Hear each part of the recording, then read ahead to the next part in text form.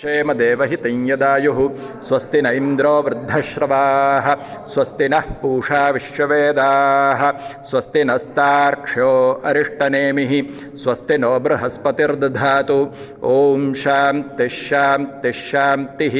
ॐ अथ गणेशाधर्वशीर्षं व्याख्यास्यामः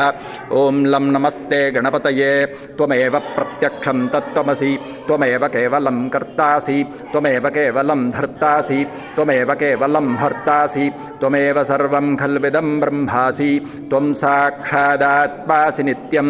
ऋतं वच्मि सत्यं वच्मि अवत्वं माम् अववक्तारम्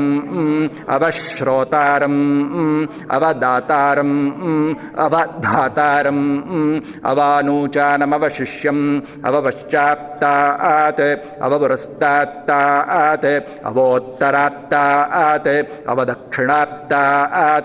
अवचोर्ध्वात्तात् अवाधरात्तात् सर्वतो मां पाहि पाहि समन्तात् त्वं वाङ्मयस्त्वं चिन्मयः त्वमानन्दमयस्त्वं ब्रह्ममयः त्वं सच्चिदानन्दाद्वितीयोऽसि त्वं प्रत्यक्षं ब्रह्मासि त्वं ज्ञानमयो विज्ञानमयोऽसि सर्वं जगदिदं त्वत्तो जायते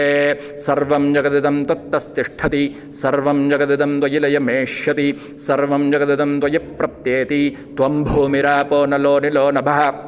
त्वं चत्वारि वा आक्पदानि त्वं गुणत्रयातीतः त्वं देहत्रयातीतः त्वमवस्थात्रयातीतः त्वं कालत्रयातीतः त्वं मूलाधारस्थितोऽसि नित्यं त्वं शक्तित्रयात्मकः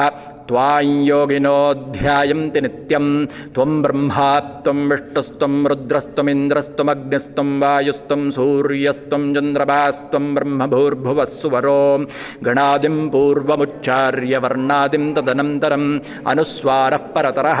अर्धें दुलसितं तारेण रुद्धम् एतत्तव मनुस्वरूपं गकारः पूर्वरूपम् अकारो मध्यमरूपम् अनुस्वारश्चान्त्यरूपं बिन्दुरुत्तररूपं नाधसन्धानं संहितासन्धिः सैषा गणेशविद्या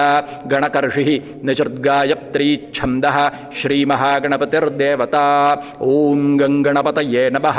एकदन्ताय विद्महे वक्रतुण्डाय धीमहि तन्नो दन्ती प्रचोदयात् एकदन्तं चतुर्हस्तं पाशमङ्कुशधारिणं रदं च वरदं हस्तैर्बिभ्राणं मूषकद्वयं रक्तं लम्बोदरं शूर्पकर्णकं रक्तवाससं रक्तगन्धानुलिप्ताङ्गं रक्तपुष्पैः सुपूजितं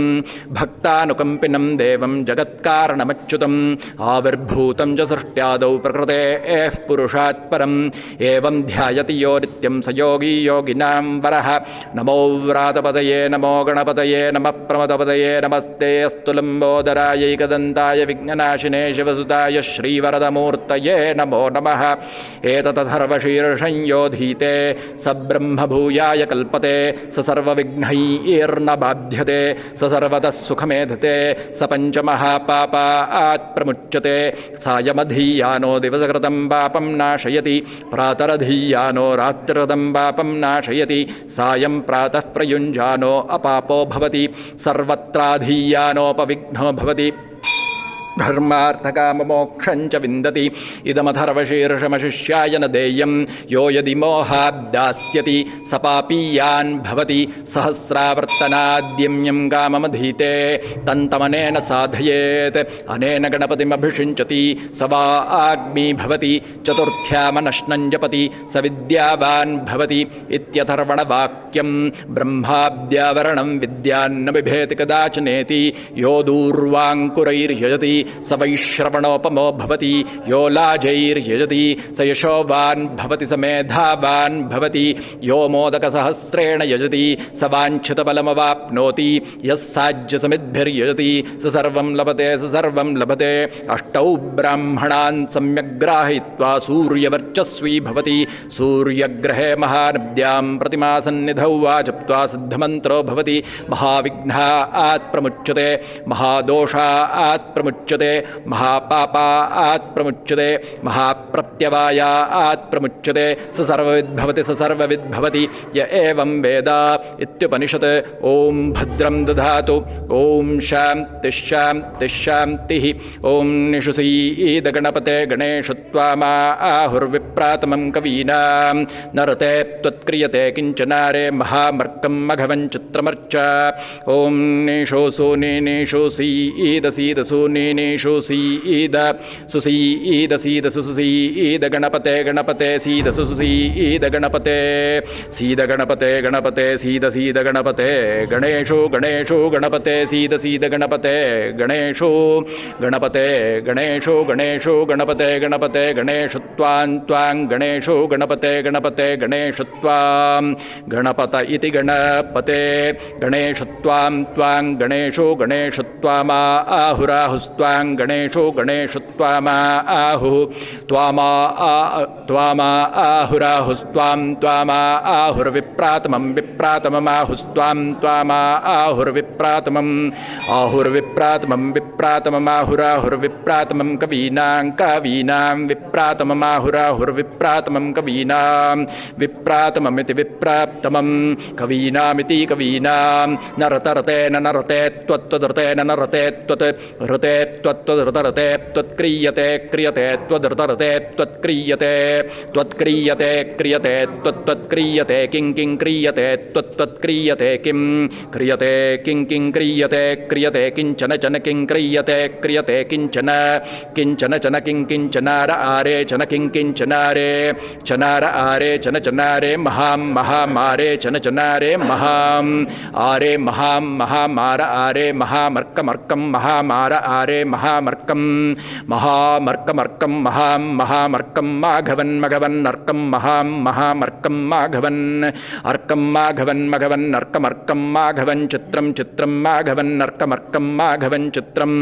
मघवन् चित्रं चित्रं माघवन् मघवन् चित्रमर्चार्च चित्रं माघवन् मघवन् चित्रमर्च मघवन्निति मघवन् चित्रमर्चार्च चित्रं चित्रमर्च अर्चेत्यर्च निषुसीदगणपते गणेशु त्वामा आहुर्विप्रातमं कवीनां नरते त्वत्क्रियते किञ्चनारे महामर्कं मघवन् चित्रमर्च ॐ गणानां त्वा गणपतिगुं हवामहे कविं कवीनामुपमश्रवस्तमं ज्येष्ठराजं ब्रह्मणां ब्रह्मणस्पदानः शृण्वन्नोतिभिः सीदसादनम् ॐ श्रीमहागणपतये नमः। श्रीनारद उवाच प्रणम्य शिरसा देवं गौरीपुत्रं विनायकं भक्तावासं स्मरेन् नित्यम् आयुः कामार्थसिद्धये प्रथमं वक्रतुण्डं च एकदन्तं द्वितीयकं तृतीयं कृष्णपिङ्गाक्षं गजवक्त्रं चतुर्थकं लम्बोदरं पञ्चमं च षष्ठं विकटमेव च सप्तमं विघ्नराजं च धूम्रवर्णं तथाष्टमं नवमं फालचन्द्रं च दशमं तु विनायकम् एकादशं गणपतिं द्वादशं तु गजाननं द्वादशैतानि नामानि त्रिसन्ध्यं यः पठेन्नरः न च विघ्नभयं तस्य सर्वसिद्धिकरं प्रभो। विद्यार्थी लभते विद्यां धनार्थी लभते धनं पुत्रार्थी लभते पुत्रान् मोक्षार्थी लभते गतिं जपेद्गणपतिस्तोत्रं षड्भिर्मासैः फलं लभेत् संवत्सरेण सिद्धिं च लभते नात्र संशयः। अष्टभ्यो ब्राह्मणेभ्यश्च लिखित्वा यः समर्पयेत् तस्य विद्या भवेत् सर्वा गणेशस्य प्रसादतः इति श्रीनारदपुराणे सङ्कटनाशनगणेशस्तोत्रं सम्पूर्णम्। ॐ तत्सत् श्रीमहागणपत्यर्पणमस्तु। ॐ गणपति उत्पा मोर्या।